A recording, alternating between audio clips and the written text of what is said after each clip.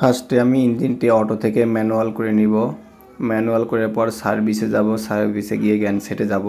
তো আমাদের ইঞ্জিনে যে প্রথম কাজটি হলো আমাদের ইঞ্জিনে যে প্রিলুব্রিকেশন পাম্পের এখানে যে ড্রেন লাইনটা আছে, যে দিক দিয়ে লুব অয়েলটা আউট হবে, সেই ড্রেন লাইনটা যে ভালভটা আছে অন করতে হবে। দেন আমরা ইঞ্জিনে এসে স্টার্ট দিব। স্টার্ট দেওয়ার পর অয়েল পাম্প আউট দিতে হবে। তো আমরা এখন ইঞ্জিনে যে দেখব লুব অয়েলটা বের হচ্ছে কিনা। তো এই মুহূর্তে লুব অয়েলটা বের হচ্ছে। তো অবশ্যই ইঞ্জিনটি আমরা বন্ধ করার পরে মিনিমাম 20 থেকে 25 মিনিট অপেক্ষা করব ইঞ্জিনের যে লুব অয়েলটা আছে লুব অয়েলটা ঠান্ডা হওয়ার জন্য। তো এটা হচ্ছে আমাদের লুব অয়েলটা চেঞ্জ করা হয় মূলত 2500 ঘন্টা পর পর। তো আমরা হ্যান্ড পাম্পটি সেট আপ করে নিচ্ছি। হ্যান্ড পাম্পটি ইঞ্জিনে যে আমরা ম্যানুয়ালি লুব অয়েলটা ঢুকাবো সেটা সেট আপ করছি। আমরা লুব অয়েলটি মূলত এখানে 230 লিটার চেঞ্জ করব। তো আমরা দেখেন এখানে মনিটরে শো করতেছে লুব অয়েল এমটি হয়ে গেছে। তো আমরা লুব অয়েল এমটি প্রেস করলাম। তো লুব অয়েল আমরা যখন রিফিল করব তখন এসে আমরা এখানে মনিটরে রিফিল বাটনটি আছে, এটা আমরা প্রেস করব। তো আমরা 4টা নতুন ফিল্টার নিছি আর একটি স্পিন অন ফিল্টার নিছি।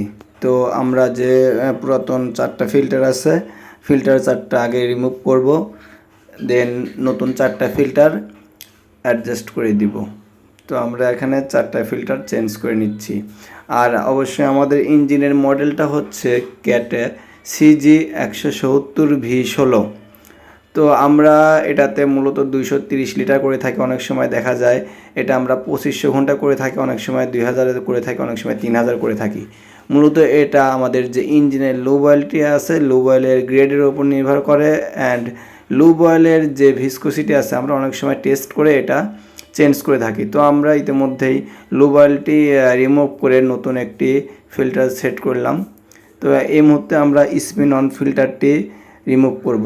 রিমুভ করে নতুন একটি spin on filter set up করে দিব। তো আপনারা দেখতে পাচ্ছেন কিভাবে আমরা লুব অয়েল পাম্প এবং spin on filter set up করছি। তো আমাদের কাজ শেষে এখন আমরা ম্যানুয়ালি ইঞ্জিনে লুব অয়েল রিফিল করব।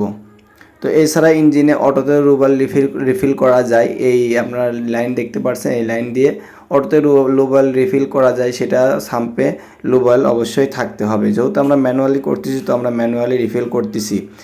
তো আমরা যেহেতু ম্যানুয়ালি রিফিল করতেছি এখন আমরা এসে রিফিলে প্রেস বাটনে প্রেস করব। এরপর অপেক্ষা করব, কিছু সময় অপেক্ষা করার পর রিফিল হয়ে গেলে আমরা প্রিলুব্রিকেশন পাম্প অন করব এবং এটা ইঞ্জিনের সেটিং অনুযায়ী 20 থেকে 25 মিনিট নিতে পারে। শেষে আমরা কোয়াইট অয়েল চেঞ্জ দিয়ে বের হয়ে আসব। তারপরে ইঞ্জিন ম্যানুয়াল থেকে অটোতে দেব। এখন আমরা ইঞ্জিন চালু করতে পারবো।